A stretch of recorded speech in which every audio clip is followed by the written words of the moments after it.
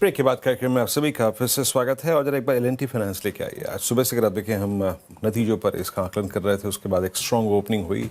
ये जून का best performing stock भी रहा है। तो नंबर्स आए और नंबर से बातचीत करने के लिए हमारे साथ mister Sachin Joshi CFO L&T finance जुड़ चुके हैं। नंबर्स आपकी स्क्रीन पर रखूंगा एक बार, और आपकी स्क्रीन पर नेट प्रॉफिट जो है करीब करीब 28.7% बढ़कर करीब 902 करोड़ रुपए रहा। रेवेन्यू में करीब 25% का इजाफा 4894 करोड़ रुपए, और नेट इंटरेस्ट इनकम जिसे कहते हैं शुद्ध ब्याज आय वो करीब करीब 28.4% बढ़ी 2924 करोड़ रुपए की। सर नमस्कार, कार्यक्रम में स्वागत है। नंबर्स बहुत स्ट्रॉन्ग रहे और इस स्ट्रॉन्ग परफॉर्मेंस के बाद मैं आपकी जो फुल ईयर की गाइडेंस है सर, उसका एक सेंस चाहता हूँ। पूरा साल कैसा रहेगा इस बार का, both in terms of top line, bottom line and NIMs? देखिए, हमने लक्ष्य गोल्स जो अभी अप्रैल में हमने अनाउंस किया था, उसके अंदर हमने कहा था कि 20% प्लस की ग्रोथ रहेगी, CAGR growth over a 5 year period. इसके अलावा हमने क्रेडिट कॉस्ट का एक और गोल लिया है जो कि 2% से नीचे लेके आना है। थर्ड गोल हमने ROA का रखा था जो कि 3 to 3.2% हासिल करेंगे। इसके अलावा ROE का पहली बार हमने टारगेट लिया है कि हम 16 to 18% पे पहुंचेंगे। अब ये गोल्स जो हैं ये 5 साल के गोल्स हैं। जरूरी नहीं है कि हर क्वार्टर में हम यही नंबर्स देंगे, क्योंकि ये नंबर्स पे हमें पहुंचना है और वहां स्टेबलाइज होना है। सर ये एल नीनो का क्या इम्पैक्ट देख रहे हैं? क्या ये इसका आपके MFI पोर्टफोलियो में ट्रैक्टर, टू व्हीलर सेगमेंट, इसका कोई इम्पैक्ट पड़ रहा है? और साथ ही साथ जो अपकमिंग वो इंश्योरेंस डिस्ट्रीब्यूशन रिफॉर्म्स जो हैं, है ना, उसका क्या इम्पैक्ट देख रहे हैं आप? इस पे थोड़ा सा अपना व्यू दीजिएगा जरा। ओवरऑल रूरल इकोनॉमी अगर देखें तो मुझे इस साल कोई खास इम्पैक्ट होता हुआ नजर नहीं आ रहा है। हमने अपने इन्वेस्टर प्रेजेंटेशन के अंदर भी जो रिजल्ट्स दिए हैं ओवरऑल, जो कि रूरल के अंदर काफी अच्छा ग्रोथ दिखाई दे रहा है। फार्म बिजनेस भी पिछले साल तो हमने देखा था, काफी पिछले दिवाली से ही काफी अच्छी ग्रोथ देखने को मिली है। इस क्वार्टर में भी हमने करीब करीब 11% ग्रोथ दी है फार्म बिजनेस में। अप्रैल मई जून खास करके फार्म बिजनेस के लिए इतना फोकस्ड पीरियड नहीं होता है। जैसे ही बारिश शुरू हो जाती है, थोड़ी सी डिले हुई है इस बार, तो आपको दिखेगा कि सेकेंड क्वार्टर में थोड़ा इम्प्रूवमेंट आएगा फार्म बिजनेस के अंदर भी। तो ओवरऑल मुझे ठीक ठाक ही लग रहा है, कोई ऐसी रिस्क नजर नहीं आ रही है यहाँ पर। सर ये आपका जो AI इन्वेस्टमेंट्स है, या फिर आप AI पे कितना फोकस कर रहे हैं, लाइक साइक्लोपस और प्राइवेट क्लाउड्स, और इसका क्या इम्पैक्ट देख रहे हैं आप? देखिए, सबसे पहले एक हाईलाइट करूंगा कि हम जो भी इन्वेस्टमेंट्स कर रहे हैं वो फोकस्ड इन्वेस्टमेंट्स हैं, जहां पे हम लोग यूज केस देखते हैं कि जो भी इन्वेस्ट करेंगे उसमें से रिटर्न कहां से आएगा। इसलिए साइक्लॉप्स और नॉस्ट्रेडामस ये 2 प्रोजेक्ट हमने शुरू किए थे। साइक्लॉप्स के तो ऑलरेडी रिजल्ट्स आप देख रहे हैं। धीरे धीरे करके क्रेडिट कॉस्ट जो कि 3.43% थी वो अब 2.54% पे आ चुकी है, और हमारा प्लान है कि एग्जिट FY27 तक हम लोग 2.20% पे हम क्लोज करें। यही हमारा हम कोशिश इसी की कर रहे हैं, और आगे चल के इसे 2% के बिलो लाना है। तो जहां पे इन्वेस्ट करो, अगर आपको रिटर्न मिलेगा तो, और जल्दी रिटर्न मिलना चाहिए, ऐसा नहीं है कि आप करोड़ों रुपए लगा रहे हैं और आपको रिटर्न नहीं मिल रहा है। इसके अलावा नॉस्ट्रेडामस प्रोजेक्ट जो है वो भी हमें काफी अर्ली वार्निंग सिग्नल्स के लिए काम आ रहा है। हमने फिलहाल तो टू व्हीलर और PL में पर्सनल लोन्स में इम्प्लीमेंट किया है। आगे चलते हुए हम लोग रूरल बिजनेस फाइनेंस और SME बिजनेस के लिए भी इम्प्लीमेंट करेंगे। टोटल हमने करीब करीब 110 करोड़ इम्प्लीमेंट किया, स्पेंड किए हैं अभी तक ये सारे टूल्स बनाने के लिए। श्री सचिन जी, बहुत बहुत शुक्रिया, आप इस कार्यक्रम में शामिल हुए। नंबर्स और अपने फ्यूचर गाइडेंस को आपने शेयर किया हमारे साथ। बहुत बहुत शुक्रिया and best of luck for the next quarter from entire CNBC Awaaz team. एक ब्रेक के बाद ऑप्शन ट्रेड लेके आएंगे। Meanwhile Nifty at day high अभी जैसे कि मैं आपको कह रहा था कि फ्रैंकली स्पीकिंग इन स्टैट्स के मुताबिक 24,200 तक कोई रेजिस्टेंस नहीं, एक वर्टिकल स्पाइक आया और हमने ऑलमोस्ट 24,200 को छुआ। निफ्टी IT अब करीब 1000 पॉइंट ऊपर, तो शानदार मोमेंटम है, all generated by Nifty IT और IT। एक ब्रेक के बाद ऑप्शन ट्रेड हाजिर होता है।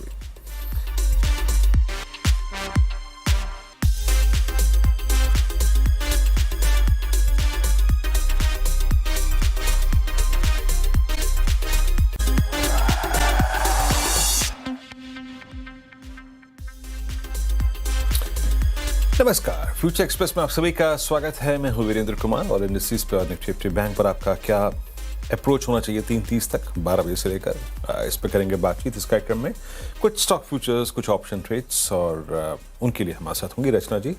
रचना जी, गुड आफ्टरनून। कार्यक्रम में स्वागत है। मैं आता हूँ आपके व्यूज़ के लिए आपके पास, लेकिन पहले एक बार जरा इंडस्ट्रीज को देखते हैं, मार्केट कर क्या रहा है उसको देखते हैं। Nifty it's 24133 as of now, not exactly day high, but हाँ दिन के सर्वोच्च स्तरों के नजदीक ट्रेड करता हुआ। निफ्टी बैंक आपकी स्क्रीन पे 57,784, not exactly day high, but दिन के उच्चतम स्तरों से आप कह सकते हैं कि उतना ही नीचे है जितना नीचे से ऊपर है। स्टिल आई मीन मिडवे, है ना। और जो चीज़ आपको समझ में आएगी कि निफ्टी क्यों डे हाई पर है, निफ्टी बैंक क्यों मिड रेंज में है, वो ये है कि आज सारा का सारा सेंटर ऑफ अट्रैक्शन और आकर्षण जो है वो है निफ्टी आईटी। इट्स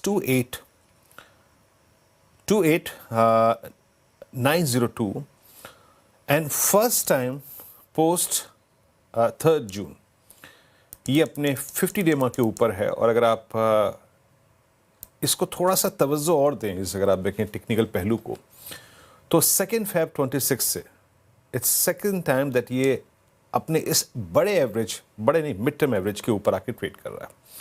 इस बार जिस तरीके से इसने 50 डे को अप्रोच किया है वो भी अच्छा है। मैं अच्छा क्यों कह रहा हूँ, क्योंकि पिछली बार जब इसने जून फर्स्ट वीक में अप्रोच किया था, at that time breadth within Nifty IT अच्छी नहीं थी। सिर्फ कोफो चल रहा था, ओएफएसएस चल रहा था, परसिस्टेंट चल रहा था, एम्फेसिस चल रहा था, बट उदासीनता थी large cap IT, whether it's TCS, HCL technologies, Infosys.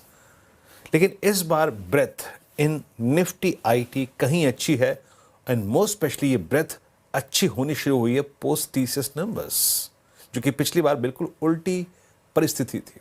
एक बार जरा निफ्टी आईटी की ब्रेथ रखिएगा, स्टॉक्स जो कि निफ्टी आईटी को ड्राइव कर रहे हैं। मैंने अपनी कमेंट्री में सुबह भी लिखा था कि the moment you will ride above 28,500, वो निफ्टी के लिए एक बहुत बड़ा कंफर्ट होगा। 28,500 क्या था? That was 50 day exponential average. ये रही बात निफ्टी की, निफ्टी आईटी की। मैंने यहाँ पे इसको शुरू में ही एड्रेस करना बिल्कुल ठीक समझा। लुक एट दिस ब्रेथ, है ना। इस बार ब्रेथ के पीछे जो मतलब ब्रेथ जो तथ्य रख रही है ना आपकी स्क्रीन पर, वो डिफरेंट है। खैर, आप लेके आइए निफ्टी का बेस वन। मैं जब सुबह आशीष से डिस्कस कर रहा था, हम एक ही बात को डिस्कस कर रहे थे। ग्लोबली आपको जो भी कुछ मिले, I mean crude at 78, 79, US Iran का टेंशन चरम पर, लेकिन हमारा लिक्विडिटी फ्लो क्या है? अल्टीमेटली जो दुनिया का सबसे बड़ा इंडिकेटर है जनाब, वो है पैसा। ये जिस दिशा में होगा दुनिया उसी दिशा में बोलेगी। हमारा शुक्रवार के स्टैट्स में FIS cash loaded, DIIs cash loaded, index short covered, put short, stock futures loaded. और क्या चाहिए आपको? जिस दिशा में आपको ट्रेड करना था वो था बेस वन। देखिए क्या होता है ना कि सुबह सुबह जब मैं मॉर्निंग कॉल में पेश करता हूँ स्टैट्स, उस वक्त गिफ्ट निफ्टी कुछ कह रहा होता है और जब हम एक्चुअली खुलते हैं तो कुछ और कह रहा होता है। इसलिए मैंने बेस वन को रखा था इस ट्रेजेक्टरी में। इट्स 24016, 23988 और 24066। जब तक ये स्क्रीन पर है हम इस डायरेक्शन में कमिटेड रहेंगे, which says by the dips. और उस ट्रेड को हम कहां तक कैरी करेंगे? हम 100 डेमा को बार बार छू रहे हैं और उसको क्रॉस कर रहे हैं, तो मैं 100 डेमा को बहुत ज़्यादा तवज्जो नहीं दूंगा। और याद रखिएगा इस वक्त हम जहां लेवल पे खड़े हैं, दैट्स 2418।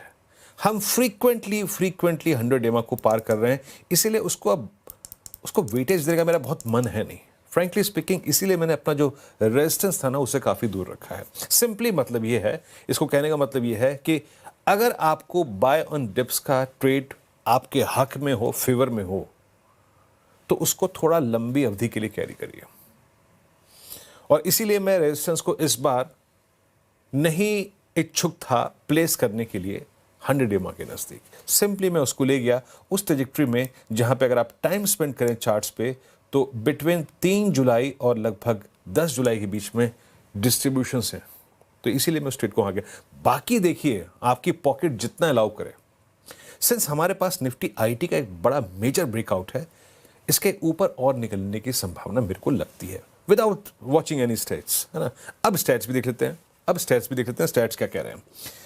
स्टैट्स ये कह रहे हैं कि कॉल राइटर्स नहीं, पुट राइटर्स 24। देखिए सुबह हमने क्या देखा था, FIs ने 1,68,000 पुट शॉर्ट की थी और 24,000 पे पुट कंसेंट्रेशन था। And look at 24,000 now, 3.5 crore का आउटस्टैंडिंग वाई, 24,100, 1.5 करोड़ का आउटस्टैंडिंग वाई जुड़ा है और 2.5 करोड़ का, सॉरी 1.5 करोड़ जुड़ा है, 2.5 करोड़ का आउटस्टैंडिंग वाई, यानी कितनी कॉल पुट्स हो गई यहाँ पे?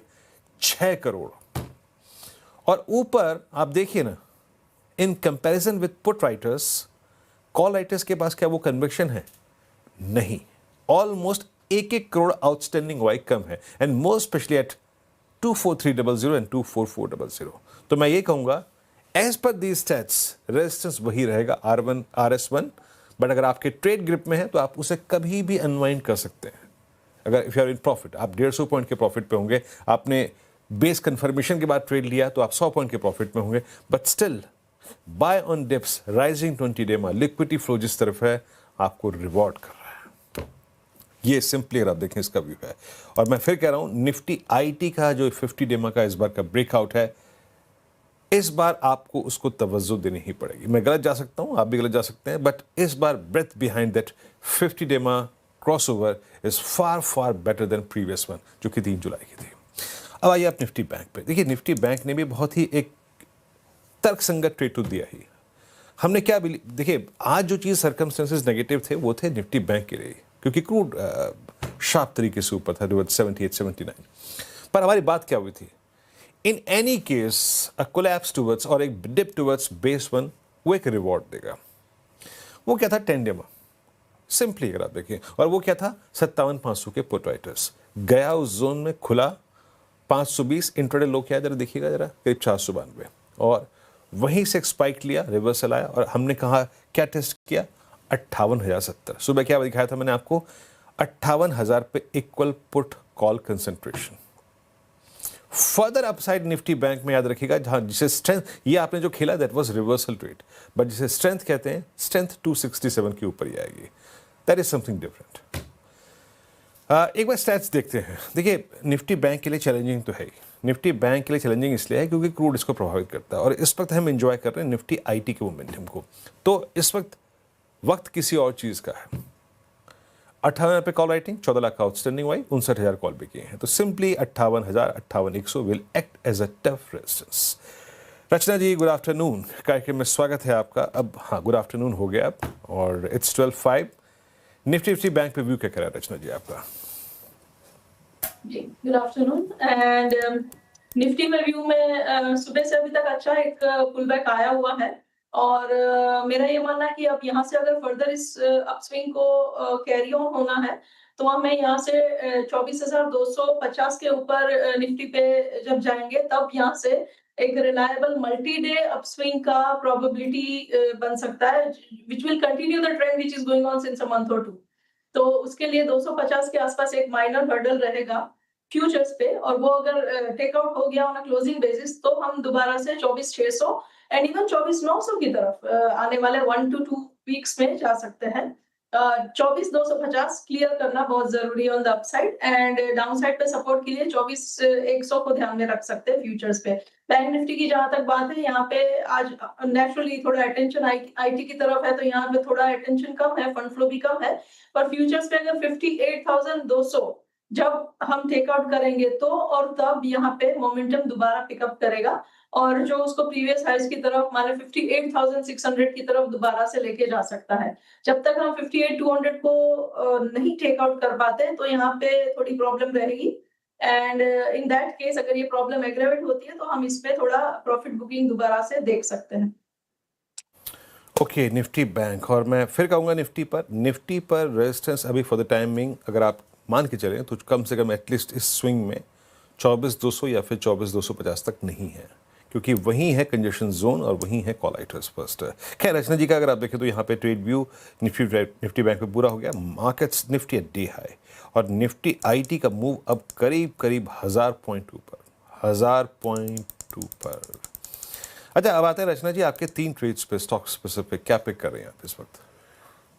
जी, मेरे 3 ट्रेड्स में एक विप्रो पे ध्यान देंगे हम, दूसरा HCL टेक, और तीसरा हम एंजल वन पे ध्यान देंगे on the down side.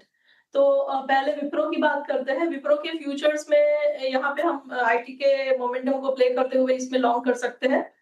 Futures पे हम इसमें ऐसे लगा सकते हैं 176 पे, अभी हम 178 के करीब है, तो 2 रुपए के एसएल के साथ इसमें अगर लॉन्ग करा जाए तो अपसाइड में यहाँ पे इन अ डे और टू मेरा ये मानना है कि हम 185 के नंबर्स देख पाएंगे। तो अच्छा खासा 7-8 रुपीज का आपको टारगेट है और 2 रुपीज के एसएल के साथ इसको आप लॉन्ग करके एकदम कैरी कर सकते हैं। अगर ये मोमेंटम आज अभी जैसा दिख रहा है वैसा सस्टेन होता है तो सपोर्ट के तौर पे 176। एंजल वन में हम डाउन साइड पे प्ले करेंगे। एंजल वन यहाँ पे फ्यूचर्स पे हम 342 पे एसएल लगाएंगे और यहाँ पे डाउन साइड पे हमारा टारगेट रहेगा 330 एंड 325 क्योंकि यहाँ पे वीकनेस है और जो थोड़ी और भी गहरा सकती है।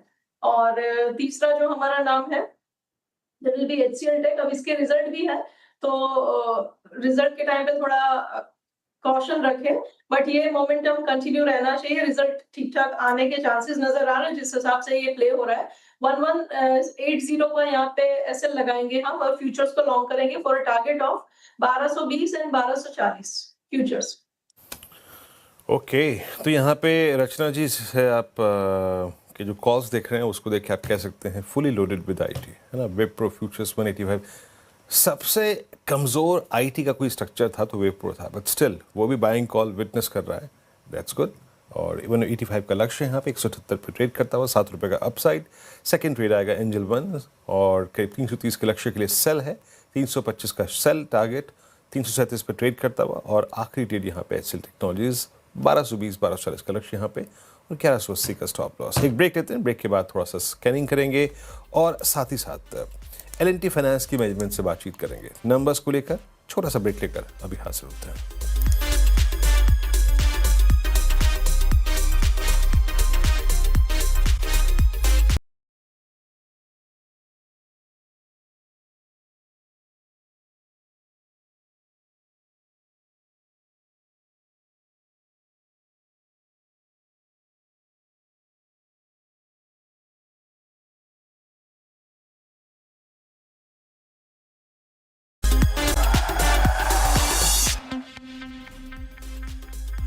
स्वागत है कार्यक्रम में एक बार फिर से आपका। मार्केट से डे हाई और अब चलते हैं आज का ऑप्शन ट्रेड पिक करते हैं। रचना जी क्या पिक कर रही हैं आप?